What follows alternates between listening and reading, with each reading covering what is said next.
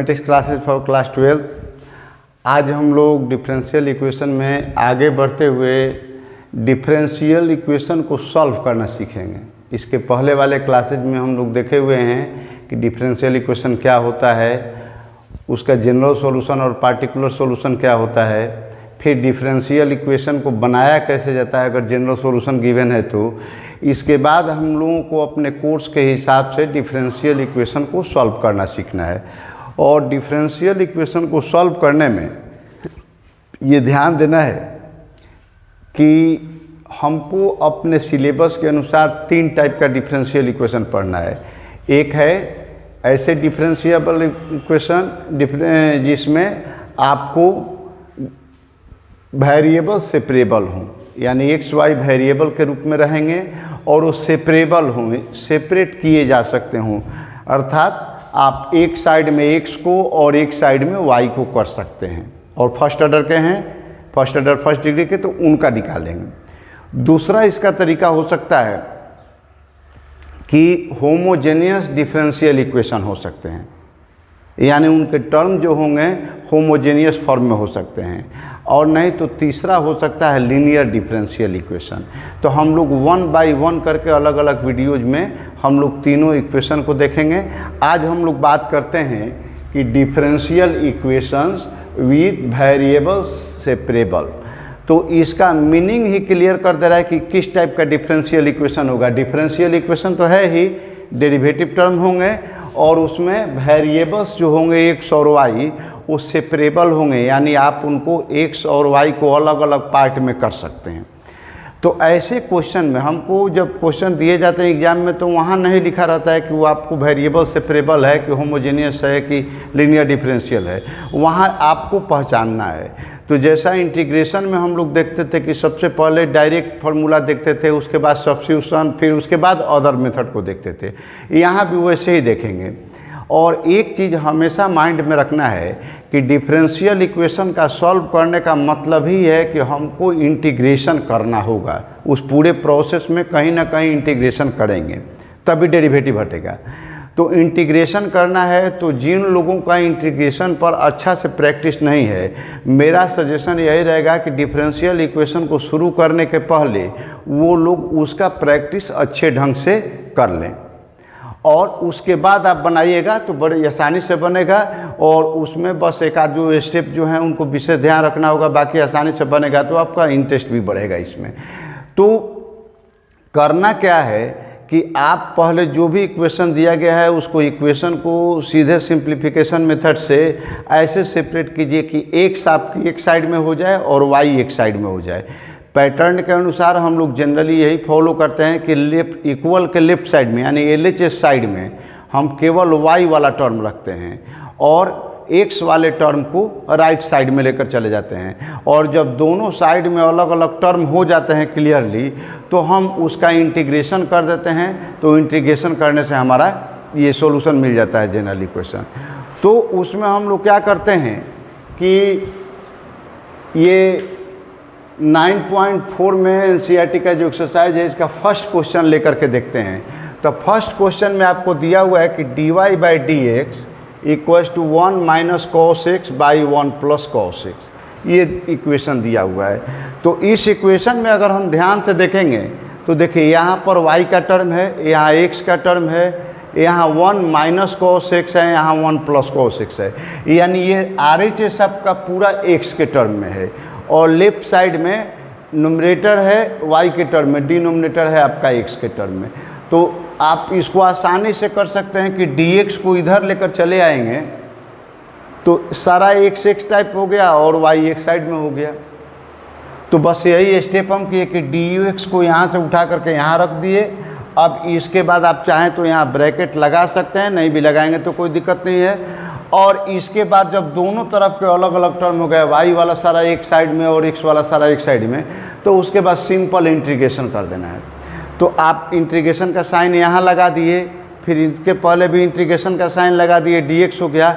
और हम वहाँ पर एक स्टेप और आगे बढ़ गए हैं कि जैसे 1 - cos x / 1 + cos x है, तो इसका सिंपल डिफ्रेंसिएशन तो होगा नहीं, तो ट्रिगोनोमेट्रिक फार्मूला से चेंज करना पड़ेगा। तो चेंज करने के लिए जिसका आप पहले से शुरू में इंटीग्रेशन में पढ़ चुके हैं, तो 1 माइनस कोस एक्स को 2 साइन स्क्वायर एक्स बाई 2 लिख सकते हैं, और 1 प्लस कोस एक्स को 2 कोस स्क्वायर एक्स बाई 2 लिख सकते हैं। अब ये 2 कैंसिल कर सकते हैं हम, ये इंटीग्रेशन ऑफ डी वाई इधर हो गया, साइन बाई कोस को हम लोग tan बोलते हैं, तो tan square x by 2 into d x हो गया। इसका इंटीग्रेशन करेंगे तो सीधे y आएगा। अब tan का इंटीग्रेशन हम डायरेक्ट नहीं कर पाते हैं, तो वहाँ पर उसको कन्वर्ट कर लेते हैं, sec square x by 2 minus 1 d x.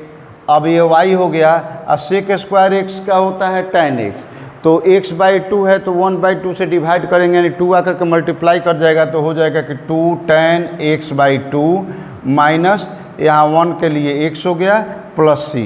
तो यही आपका आंसर हो गया फाइनली। अब आ गया, इसमें डेरिवेटिव टर्म खत्म हो गया है, सिंपल फॉर्म में है। अब इसी तरीके से अगला एक इक्वेशन है 3rd नंबर का, सेकंड आप बना लीजिएगा आसानी से, सारे क्वेश्चन एक ही टाइप के हैं। अब इसमें हम 1-2 को रैंडम क्वेश्चन ले रहे हैं। जैसे एक क्वेश्चन दिया है कि dy by d x plus y equals to 1, और ये डोमेन के लिए कंडीशन दिया हुआ है कि y नॉट इक्वल टू 1। तो ये तो डोमेन कंडीशन है, इससे हमको कोई खास ज़्यादा मतलब नहीं है सॉल्व करने के प्रोसेस में, हमको बस इसको लेकर के चलना है। तो dy by d x plus y equals to 1 है, तो हम आसानी से लिख सकते हैं कि dy by d x equals to 1 minus Y.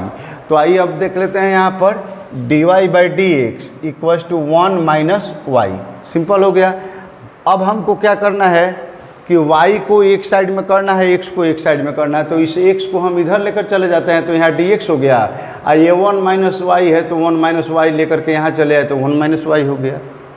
अब आप चाहें तो 1 माइनस वाई से भी काम कर सकते हैं, चाहे y माइनस 1 कर सकते हैं, बात सीधे है। तो हमने यहाँ पर ले लिया कि y माइनस 1 यानी वेरिएबल को पहले ले लिए, तो थोड़ा सा इंटीग्रेशन करने में आसानी होती है। तो यहाँ जब हम माइनस लगाए तो इधर भी माइनस चलेगा, यानी यहाँ 1 माइनस वाई के जगह पर y माइनस 1 के, तो यहाँ भी माइनस लगाना पड़ेगा, तो यहाँ माइनस हो गया आपका।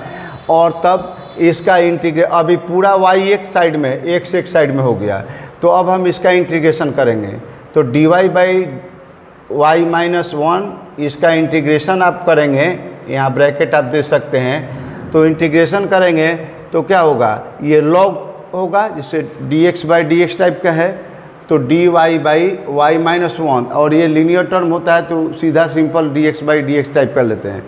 तो यहाँ पर dy by y minus x है, तो आप आराम से लिख सकते हैं कि नेचुरल लॉग चाहे लॉग वाई माइनस 1, यहाँ पर ई साइलेंट है, ये तो आपको पता है पहले से, और माइनस यहाँ dx का सीधा x हो गया, और लास्ट में एक c लगा दिए आर्बिट्रेरी कांस्टेंट। अब यहाँ पर लॉग हटाएंगे तो क्या है, यहाँ पर बेस तो आप जानते हैं कि e है, यहाँ पर e है, तो e का पावर इतना देने पर इसके बराबर होगा, यानी y माइनस 1 का वैल्यू कितना हो जाएगा, तो e का पावर माइनस एक्स प्लस सी, ये वाला ऊपर वाला पार्ट। अब y का वैल्यू कितना होगा, चूँकि हम लोग जनरली y को पहले रखेंगे और बाकी सारे टर्म को राइट में ले जाएंगे, तो यहाँ पर हो गया कितना y, और माइनस 1 है तो इधर जाएगा तो प्लस 1, और यहाँ e का पावर माइनस एक्स प्लस सी है। तो किसी a का पावर अगर m प्लस n होता है तो आप जानते हैं कि a का पावर m इंटू a का पावर n होता है, तो वैसे ही यहाँ पर पावर प्लस में है तो एक बार e का पावर माइनस एक्स लिख सकते हैं, और इंटू e का पावर c लिख सकते हैं। तो अब देखिए यहाँ y हो गया, 1 का 1 हो गया, और देखिए e का पावर c जो लिए हैं, तो e भी कांस्टेंट c भी कांस्टेंट, तो दोनों का वैल्यू कुछ ना कुछ कांस्टेंट ही आएगा, तो वहाँ पर हमने कैपिटल C यूज कर दिया। आप यहाँ कैपिटल C लिखते आए हैं तो आप यहाँ दूसरा कोई दे सकते हैं, A दे सकते हैं, कोई दिक्कत नहीं है। यहाँ हमने स्मॉल c लिखा है तो यहाँ कैपिटल C कर दिया। आप यहाँ कैपिटल C अगर लिख रहे हैं तो चलिए, और जहाँ पर e का पावर c आएगा तो उसको दूसरा कोई वेरिएबल a b m कुछ भी अपना दे सकते हैं, तो c to the power c into e to the power minus एक। तो ये आपका इक्वेशन हो गया सिंप्लीफाइड फॉर्म में। एक और इसमें बीच में और जो क्वेश्चंस हैं आपके 4, 5, 6, तो सारे क्वेश्चंस में यही है कि आप पहले उसको सेपरेट कीजिए, y को लेफ्ट साइड में x को राइट साइड में लाइए, और उसके बाद इंटीग्रेट करना है। तो इंटीग्रेशन में जहाँ भी दिक्कत हो उससे रिलेटेड एक्सरसाइज जो अलग अलग टॉपिक पर हम लोग वीडियो बनाए हैं उसको देख करके एक्सरसाइज से प्रैक्टिस करके कर सकते हैं। एक और क्वेश्चन हम ले रहे हैं 10 का जिसमें दिया है इसमें थोड़ा एक्सपोनेंशियल भी आ गया है, ट्रिगोनोमेट्री भी आ गया है, तो इसको हमने सोचा कि एक बना दिया जाए। तो यहाँ पर है कि e to the power x tan y dx plus 1 minus e to the power x sec square y dy equals to 0 दिया गया है। काम तो हमारा वही है कि सबसे पहले हम इसको कोशिश करते हैं, ट्राई करते हैं कि x अलग हो जाए, y अलग हो जाए। तो हम लोग dx वाले टर्म को राइट साइड में लेकर चले आए, y वाला जो कहते हैं रह गया, तो 1 minus e to the power x sec square y dy equals to, ये पूरा माइनस में हो जाएगा तो minus e to the power x into tan y into d x. अब हम क्या करेंगे, यहाँ sec square y d y है तो इतना पार्ट यहाँ रख लिए, और इसका y है टेन वाई, तो नीचे लेकर चला है टेन वाई हो गया। अब फिर राइट साइड में चले तो minus e to the power x into d x है, और यहाँ पर 1 minus e to the power x है, तो इसको डिवाइड कर दिए, नीचे लेकर चले आए। अब जब ये देख लीजिए कि इसमें y एक साइड हो गया, x एक साइड हो गया, तो वेरिएबल से प्रेबल से अलग अलग हो गए। अब जब अलग अलग हो गए तो सीधा इंटीग्रेट करना है, तो इंटीग्रेशन का साइन यहाँ और यहाँ दोनों जगह दे दिए। अगर इसको आप t मान लेते हैं तो इसका डिफ्रेंशिएशन जानते हैं कि सेक स्क्वायर y होता है, तो इसका इंटीग्रेशन करेंगे तो सीधा log टेन वाई हो गया। और उसी तरीके से इसको t मान लेंगे तो ये ऊपर वाला टर्म इसका डिफ्रेंशिएशन हो जाएगा, तो log t टाइप का हो जाएगा, यानी log mod 1 minus e to the power x हो गया।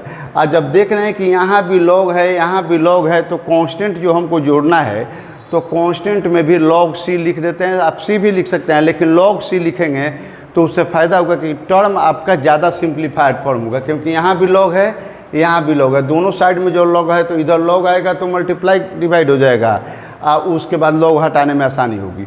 तो हम यहाँ पर log c ले लिए, तो यहाँ पर अगर इसको m मान लिया जाए, इसको n मान लिया जाए, तो log m plus log n हो गया। और इसका मतलब होता है log m इंटू n, तो यानी log c इंटू 1 माइनस सी एक्स हो गया। तो यहाँ आ गया है कि log मोड टेन वाई, या इधर आ गया log mode c into 1 minus x, तो दोनों तरफ का log और मोड हटा देंगे तो क्या बचेगा, tan y equals to c into 1 minus e to the power x, और यही आपका सॉल्यूशन हो गया। अब इसके बाद क्या होता है कि आगे के जो क्वेश्चन है, एक दो क्वेश्चन उसको हम नहीं बना करके हम वर्ड प्रॉब्लम आपको डायरेक्ट बताएंगे। आगे के क्वेश्चन का हम हिंट दे देते हैं। उसमें क्या है कि जैसे इसी टाइप का वेरिएबल सेपरेबल दिया हुआ है, तो इस सब में हम देख रहे हैं कि कहीं ना कहीं आपका आर्बिट्रेरी कांस्टेंट आ रहा है। जैसे यहाँ c आया, यहाँ भी c आया, यहाँ भी c आया, ये आर्बिट्रेरी कांस्टेंट आ रहे हैं। तो आप जानते हैं कि जब आर्बिट्रेरी कांस्टेंट होता है सॉल्यूशन में, तो उसको जनरल सॉल्यूशन बोलते हैं। तो ये जनरल सॉल्यूशन होते हैं। अब इसी में कभी कभी आपको पार्टिकुलर सॉल्यूशन के लिए दे दीजिए, जैसे 10 के बाद 3-4 क्वेश्चन है पार्टिकुलर सॉल्यूशन में, तो उसमें भी सारा काम ऐसे ही करना है, आपको अलग से कुछ नहीं करना है। सारा मेथड सब कुछ वर्क यही रहेगा। अंत में क्या करेंगे कि जब पार्टिकुलर सॉल्यूशन आ गया, चाहे इस रूप में आए, चाहे इस रूप में आए, चाहे जो भी आपका आ रहा है सॉल्यूशन, इसी मेथड से फॉलो करते हैं। इसके बाद आप लिखेंगे कि putting x equals to given value and y equals to given value, जो भी गिवन है आपको, वाट एवर इज गिवन, उस वैल्यू को आप लिखेंगे। तो लिखेंगे तो y के जगह पर y का वैल्यू, x के जगह पर x का जो वैल्यू दिया है लिखेंगे, तो आप आसानी से c का यानी आर्बिट्रेरी कांस्टेंट का वैल्यू निकाल लेंगे। आप फिर जब वही आर्बिट्रेरी कांस्टेंट का वैल्यू इसमें पुट कर देंगे तो आपका वैल्यू निकल जाएगा। जैसे मान लीजिए कि यहाँ पर आपको दिया हुआ हो कि y का वैल्यू दिया हो 0 और x का वैल्यू दिया हो 1, या फिर x का वैल्यू 2 दिया हो, कुछ दिया हो अपना।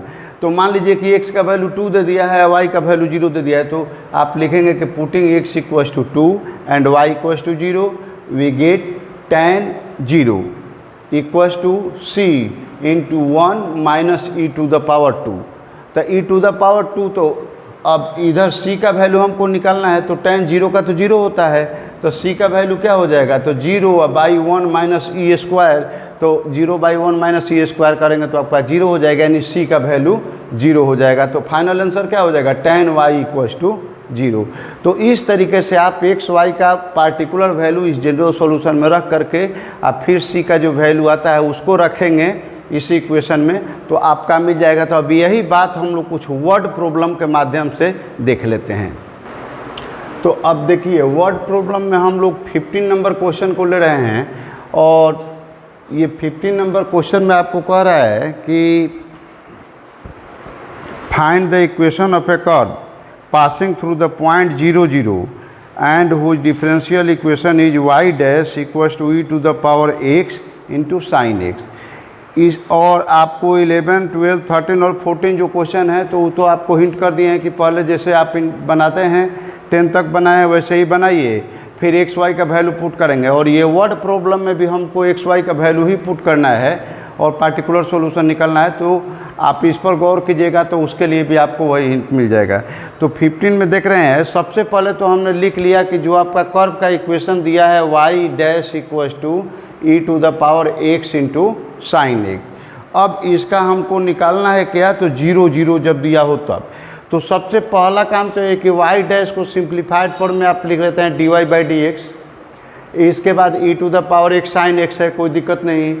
फिर आप वेरिएबल सेपरेबल से अलग किए तो dy इधर हो गया, dx इधर आ गया, तो e to the power x sine x dx हो गया। इसका इंटीग्रेशन करना होता है तो इंटीग्रेशन किए तो यहाँ इंटीग्रेशन का साइन यहाँ लग गया, इसका इंटीग्रेशन y होता है, फिर इसका इंटीग्रेशन निकालना है। अब देखिए हम लोग इसके पहले अगर इंडेफिनिट इंटीग्रेशन बनाए हुए हैं तो ध्यान है कि जब दो टर्म की बात होती है प्रोडक्ट के रूप में उसका इंटीग्रेशन करना हो तो इंटीग्रेशन बाई पार्ट्स का रूल लगता है। और इंटीग्रेशन बाई पार्ट्स में भी ई का पावर एक्स अगर कहीं मल्टीप्लाई कर रहा है तो वहाँ पर repeated part integration by parts use करना पड़ता है, तो वहाँ पर हम लोग जनरली मान लेते हैं। तो हमने पहले इसको ओवरऑल तो हमको इसको इंटीग्रेट ही करना है, तो हमने मान लिया कि I equals to integration of p to the power x sine x d x, जो टर्म दिया हुआ उसको हमने मान लिया। अब यहाँ y तो क्लियर है, तो अब i का वैल्यू जब हम इंटीग्रेशन बाई पार्ट्स यहाँ लिखे हम नहीं हैं, यहाँ आप लिख भी सकते हैं कि यूजिंग इंटीग्रेशन बाई पार्ट्स और अंडरस्टूड है, आप कर दीजिए, कोई दिक्कत नहीं है। तो हमने यहाँ पर इंटीग्रेशन बाई पार्ट्स में एक है एक्सपोनेंशियल और एक है ट्रिगोनोमेट्रिक। तो आपको याद होगा u और v को मानते समय कि ILATE में से जो पहले आता है उसको u मानना है, बाद वाले को v। तो यहाँ ट्रिगोनोमेट्री पहले आ रहा है तो ट्रिगोनोमेट्री वाले को u माने और एक्सपोनेंशियल को हमने v माना। तो अब वहाँ पर फार्मूला तो आपका याद होगा कि u into integration of v d x minus integration of d u by d x into integration of v d x the whole d x. तो अब वही प्रोसेस यहाँ लगाएंगे तो यहाँ हो जाएगा हमारा sine x into integration of e to the power x d x minus फिर साइन एक्स का डिफ्रेंशिएशन यानी d sine x by d x into फिर यही पार्ट तो e to the power x d x का integration, अब पूरे का इंटीग्रेशन यानी डी एक्स। ये हो गया आई, इसका वैल्यू तो ई का पावर एक्स ही होगा, तो ई का power x into sine x हो गया। फिर यहाँ माइनस, अब देखिए साइन एक्स का डिफ्रेंशिएशन करेंगे तो कॉस एक्स होता है, आई इसका ई टू एक्स होगा तो e to the power x, चाहे ई एक्स भी बोल सकते हैं, कॉमन लैंग्वेज में बोलते हैं, तो e x cos x d x. तो अब आई का वैल्यू क्या हो गया, ई एक्स साइन एक्स, और फिर यहाँ पर इंटीग्रेशन बाई पार्ट्स लगेगा क्योंकि उसी टाइप का यहाँ पैटर्न है। तो फिर यही रूल फॉलो करेंगे यहाँ पर, तो cos x integration of p to the power x d x minus d cos x by d x into integration of p to the power x d x हो गया। अब ये आई और e to the power x sine x तो जो कहते हैं हो गया, ये माइनस से किया और यहाँ पर देखिए यहाँ पर ई का पावर एक्स होगा, कॉस एक्स से मल्टीप्लाई करेंगे तो ई का पावर एक्स कॉस एक्स, ये माइनस में रह जाएगा। यहाँ पर आएंगे तो देखिए यहाँ एक माइनस और ये माइनस, तो माइनस इंटू माइनस प्लस होता है। अब फिर जब कॉस एक्स का इंटीग्रेशन निकालते हैं तो माइनस साइन एक्स होता है, तो माइनस और प्लस को मल्टीप्लाई करेंगे तो फिर ओवरऑल माइनस से आएगा ई टू द पावर एक्स, और इसका इंटीग्रेशन साइन एक्स था तो हमने लिख दिया। अब हम क्या देख रहे हैं कि ये जो ये क्लियर है, ये क्लियर है, ये क्लियर है, लेकिन यहाँ पर जो टर्म आया है ये क्या है, तो जो आपने पहले माना था आई आ गया, यही आता है। तो जब यहाँ आई आया तो हम इसको लिख सकते हैं कि I equals to e to the power x, दोनों में से कॉमन निकाल लीजिए, sine x minus cos x और माइनस इस पूरे टर्म को हम लोग आई लिख सकते हैं। और जब आई लिखेंगे तो ये इधर आएगा तो आई और आई मिलकर के 2i हो जाते हैं, तो 2i का वैल्यू आ गया e to the power x into sine x minus cos x. अब इसके बाद हमको आई का वैल्यू चाहिए तो आई हम ले लेंगे तो बाई में 2 हो जाएगा, e to the power x sine x minus cos x by 2, और लास्ट में एक कांस्टेंट आप सी लिख दीजिए। तो y का वैल्यू फाइनली क्या हुआ, जो हमारा डिफरेंशियल इक्वेशन था, तो y इक्वल्स टू अब यही टर्म हो गया e to the power x sine x minus cos x by 2 plus C. अब यहाँ तक हम लोग काम 10th वाले में भी करते थे, 10 नंबर तक का क्वेश्चन बनाए थे तो यहाँ तक का काम हो जाता था। लेकिन अब यहाँ वर्ड प्रॉब्लम है, इसमें आपको दिया है कि वो कर्व पास कर रहा है 0 0 से, यानी ओरिजिन से। तो 0 0 से पास कर रहा है, इसका मतलब क्या है कि उस कर्व में x = 0 होने पर y = 0 होगा। यही आपका गिवन वैल्यू है, जो 11 से 14 तक के क्वेश्चन में भी आप बनाएंगे तो वैसा ही वैल्यू यूज करना होगा, ये स्टेप लगाना होगा कि पुटिंग x = 0 एंड y = 0। तो यहाँ हमको 0 0 दिया गया है तो हमने 0 0 रखा। अगर 0 0 नहीं दिया रहता, आपको जो वैल्यू दिया रहेगा वो रखेंगे, और c का या a का जो आप आर्बिट्रेरी कांस्टेंट रखे हैं उसका वैल्यू निकालना है। तभी गेट यहाँ पर 0 हो गया, e⁻x के लिए e⁻0, sin x के लिए sin 0 minus cos 0/2 plus c हो गया। तो ये तो 0 हो गया। किसी भी नंबर का वैल्यू आप नॉन जीरो नंबर का पावर 0 देने पर 1 होता है, तो ये 1 हो गया। sin 0 का वैल्यू आप 0 जानते हैं, cos 0 का 1 होता है तो -1 हो गया, बाई में 2 आप प्लस c हो गया आपका। तो अब क्या आया कि 0, और इसको सॉल्व करेंगे तो क्या आएगा -1/2 प्लस c। तो c का वैल्यू क्या आ जाएगा 1/2 आ जाएगा, और c का वैल्यू जब 1/2 आ गया तो अब यही c इस इक्वेशन में पुट कर दीजिए। तो क्या आ गया कि therefore the required equation equals to y = e⁻x sin x minus cos x/2, और c के जगह पर हमने यही वैल्यू आपका 1/2 रख दिया। तो अब यहाँ भी 2 है, यहाँ भी 2 है, एलसीएम लेंगे तो 2 आ जाएगा नीचे, 2 से y को मल्टीप्लाई कर देंगे तो 2y = e⁻x sin x minus cos x, और प्लस में ये 1 बचेगा। अब इस 1 को आप चाहें तो यहाँ लिख सकते हैं, तो ये भी आंसर हो गया। या फिर इस 1 को इधर लेकर चले आइएगा तो 2y - 1 = e⁻x sin x minus cos x हो गया। तो इस तरीके से आपका रिक्वायर्ड इक्वेशन मिला। अब इसी टाइप पर और भी वर्ड प्रॉब्लम है, तो उस वर्ड प्रॉब्लम में हम लोग एक और वर्ड प्रॉब्लम देखते हैं। इसके बाद कुछ रहेगा वर्ड प्रॉब्लम, तो हम आपको हिंट के लिए एक दूसरे वीडियो में भी दे सकते हैं, अगर आपकी ज़रूरत होगी तो। नहीं तो आप बना लीजिएगा तो कोई दिक्कत ही नहीं है। वैसे हम कोशिश करेंगे कि 3-4 क्वेश्चन सेलेक्टेड हो गए उनको सेकंड पार्ट में देने के लिए करेंगे। इसमें आइए हम लोग एक पार्ट में एक क्वेश्चन और देख लेते हैं। तो आइए 17 नंबर क्वेश्चन को देखते हैं। 17 नंबर क्वेश्चन में दिया हुआ है कि find the equation of a curve passing through the point 0 - 2 given that at any point xy on the curve the product of the slope of its tangent and y coordinate of the point is equal to the x coordinate of the point। तो आप differentiation में ये rule जानते हैं कि dy/dx का मतलब ये होता है कि किसी स्लोप का जो इक्वेशन दिया गया है उसके लिए उस पार्टिकुलर पॉइंट पर टेंजेंट का जो स्लोप वैल्यू होता है tan थीटा के लिए, वही उसका स्लोप होता है। यानी टेंजेंट लाइन का जो स्लोप होता है वह dy/dx के बराबर होता है, ये आपको पता है।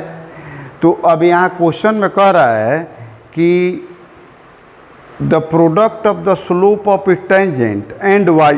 तो जब पॉइंट आपका लिया गया है xy तो उसका y कोऑर्डिनेट हुआ y और उसका स्लोप हुआ टेंजेंट का dy/dx।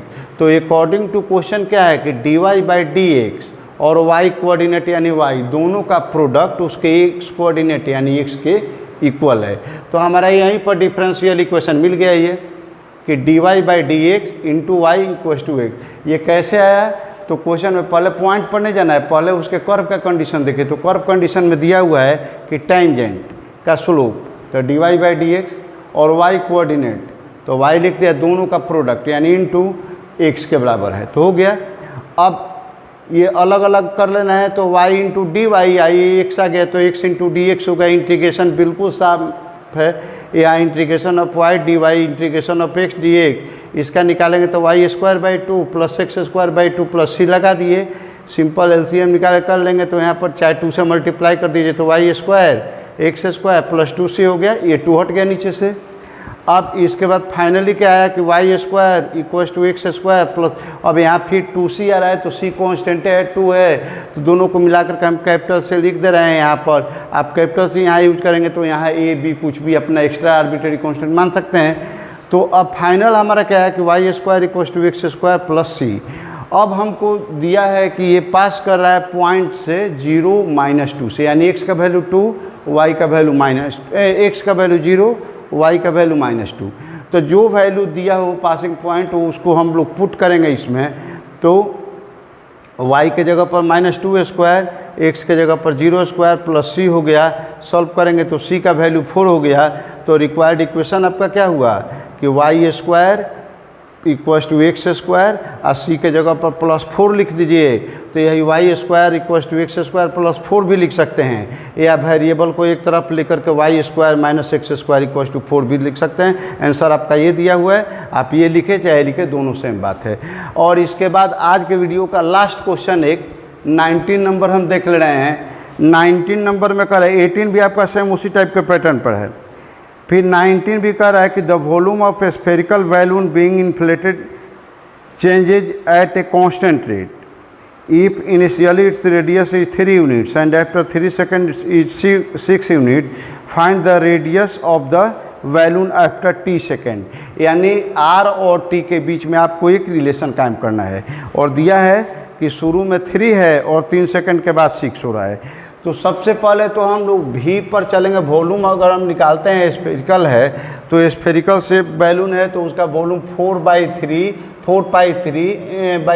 इंटू r³ होता है। अब डिफ्रेंशिएशन करेंगे तो dv/dt का वैल्यू कितना है, तो 4/3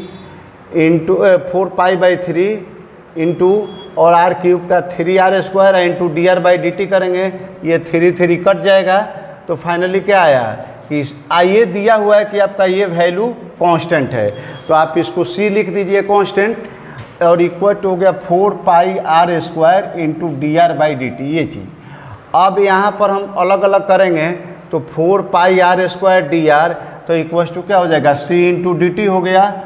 तो c इंटू dt लिख लिए। आप इसका इंटीग्रेशन करेंगे तो इंटीग्रेशन करने पर फिर वही आएगा 4π/3 इंटू r³, और उधर वाले का c इंटू टी, और कोई आर्बिट्रेरी कांस्टेंट हमने मान लिया a, integral constant, where a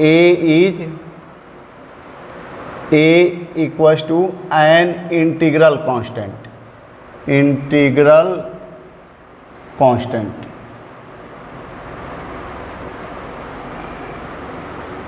ये कांस्टेंट हो गया।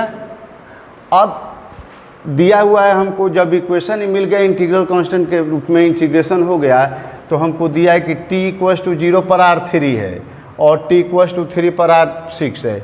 यहाँ पर ध्यान दीजिएगा कि यहाँ पर 2 आर्बिट्रेरी कांस्टेंट मिल गया है, तो हमको 2 इक्वेशन कहीं ना कहीं से चाहिए इसको सॉल्व करने के लिए। तो 2 कंडीशन हमको मिल गया कि t = 0 पर r = 3 है, t = 3 पर r6 हो जा रहा है। तो एक बार इसको रखेंगे इस इक्वेशन में 3, तो 4/3 इंटू 3 का power 3 into pi equals to c into t के जगह पर 0 + a। तो देखिए यहाँ कटा सकते हैं आप, तो यहाँ 9 हो जाएगा डायरेक्ट। तो ये हो गया a का वैल्यू कितना, तो 36 पाई। तो एक वैल्यू a का वैल्यू तो ये मिल गया। फिर कह रहा है उसी में रखिए कि 4π/3 इंटू 6 का क्यूब करेंगे तो equals to c into 3, t का वैल्यू ये वाला, और प्लस a का वैल्यू आपका आ गया है 36 पाई। तो अब 36 पाई यहाँ लिख दीजिए। तो अब पूरा इक्वेशन एक वेरिएबल में हो गया। इसको सॉल्व करेंगे यहाँ से कटा करके, या आसानी के लिए आप कर सकते हैं। तो क्या हो रहा है यहाँ पर कि 4π इंटू 24, तो इक्वल्स टू हो जाएगा आपका ये c प्लस 12 पाई। तो देखिए हुआ क्या है यहाँ पर कि 3 से कटा दिए, तो 3 से जब कटाएंगे तो यहाँ तो होगा 72, और देख रहे हैं कि यहाँ 3 इसमें भी है, 3 इसमें भी है, तो 3 इस सब में कॉमन निकाल लिया, 3 यहाँ भी है, तो इसको कटा भी दिए। तो अब सॉल्व करने पर पहले 3 कॉमन ले लीजिए, इसके बाद 3 से कटाइएगा तो फाइनली आपका आ जाएगा 4π इंटू 24। चूँकि एक बार 6 का पावर 3 होता है 216, और 216 में जब 3 से डिवाइड करेंगे तो उस कंडीशन में आएगा 72, और फिर 72 को 3 से डिवाइड करेंगे तो 24, और यहाँ पर c बच गया, यहाँ पर 36 था तो 12 पाई बच गया। अब इसको सिंपल कर लेंगे तो ये तो हो गया 96 pi minus 12 pi equals to c हो गया। तो c का वैल्यू आपका आया 84 पाई। तो जब a और c मालूम हो गए तो आप लिख सकते हैं कि देखो 4π/3 इंटू r³ इक्वल्स टू सी के जगह पर 84 पाई इंटू टी और प्लस ए के जगह पर 36 टी। अब इसके बाद सब में देख रहे हैं कि पाई पाई तो सब में कॉमन है, 4 भी आपका कॉमन हो जा रहा है, तो सब में से 4 पाई निकाल दीजिए कॉमन, या उसके बाद यहाँ पर 3 से मल्टीप्लाई कर दीजिए, या आप यूँ कह सकते हैं कि 4 पाई बाई 3 ही सब में से कॉमन निकाल दीजिए। तो यहाँ से निकल गया तो आर स्क्वायर, यहाँ 84 है, कॉमन निकालने का मतलब कि डिवाइड होता है तो 84 पाई इंटू 3/4 पाई से करेंगे मल्टीप्लाई, तो पाई से पाई कट गया, ये हो जाएगा 21, तो यानी 63 हो जाएगा। तो यहाँ लिख दिए हम 63 पाई। उसी तरीके से 36 है, तो 36 को भी आप कर सकते हैं 36 पाई इंटू 3/4 पाई, तो पाई से पाई कट गया, ये हो गया आपका 9, तो ये कितना हुआ 27। तो यहाँ पर लिख दिए 27। तो आर क्यूब का वैल्यू जब आ गया 63t प्लस 27, तो आर का वैल्यू कितना हो जाएगा, तो इसका क्यूबिक रूट हो जाएगा, यानी 63t प्लस 27 होल पावर 1/3। तो यही आपका कर्व का इक्वेशन हो गया। और इसके बाद 2-3 प्रॉब्लम हम लोग आप ट्राई कीजिएगा तो क्वेश्चन खुद से बन जाएगा। अगर आपको प्रॉब्लम हो रहा है तो आप कमेंट बॉक्स में करके हमको बताइएगा, तो हम इसके आगे के 2-3 प्रॉब्लम है एक छोटे से वीडियो में हम लोग दे देंगे, और उसके बाद होमोजेनियस डिफरेंशियल इक्वेशन की बात करेंगे। तो आप वीडियो को देखते रहिए, चैनल से जुड़े रहिए और ज़्यादा से ज़्यादा फ़ायदा लीजिए। Thank you, best of luck.